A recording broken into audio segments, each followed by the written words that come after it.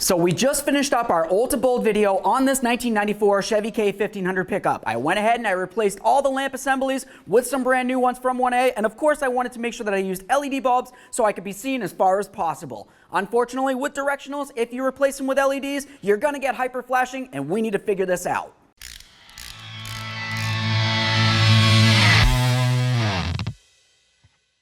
Hey friends, it's Len here from 1A Auto. We've got hyper flashing from our directionals. We want to figure it out. While I'm in the passenger compartment, I can hear a loud clicking noise.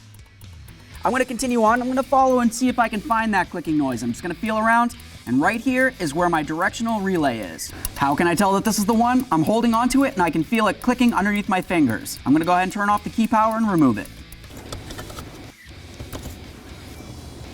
Okay, so we got our relay out of the box right there. The reason why we're replacing this is because the original relay is meant to look for a load that's coming from your directional bulbs. The original bulbs are going to draw a lot more energy, and the relay's looking for that. It wants to make sure that everything's functioning properly. If you have a bulb out, it's going to flash fast like this. When you replace your bulbs with LED bulbs, those LEDs aren't necessarily going to draw as much power, so that the load on the relay itself isn't really going to be where it's supposed to be, and the car is going to think that it has a bulb out. The flasher relay can be located in different areas depending on your make and model. Now, by simply replacing the relay with one that's meant for LED lights, it's going to be able to function properly. It's not necessarily going to be looking for the original load, it's going to be looking for a little bit less, and it's going to be able to function right. Let's go ahead and plug this in and try it out.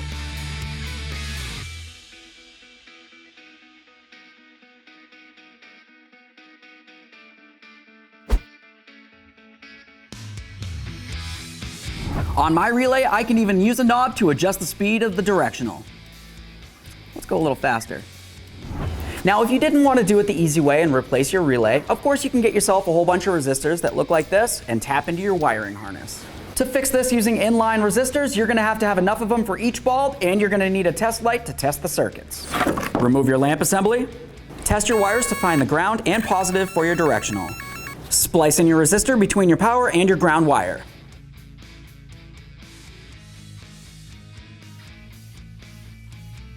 When you have it all together, it should look something like this. In my opinion, using one of these inline resistors right here could potentially damage the wiring for your particular vehicle. It doesn't make sense to go ahead and tap into something and put in a whole bunch of resistors, especially since you could potentially damage the wiring. Not only that, you might have to buy a resistor for each individual bulb that you're trying to fix with an LED. It only makes sense to go ahead and replace it with one of these relays right here. They're very simple and cheap overall. I hope this video helped you if you were having this issue, or maybe you know somebody that's having the issue. Go ahead and share it with them. It would mean everything to me. If you like the video or love the video, go ahead and smash on the like button for me. It would mean the world. While you're at it, go ahead and subscribe, ring the bell. That way there you and all of your friends can be kept up with all of our latest content. Thanks.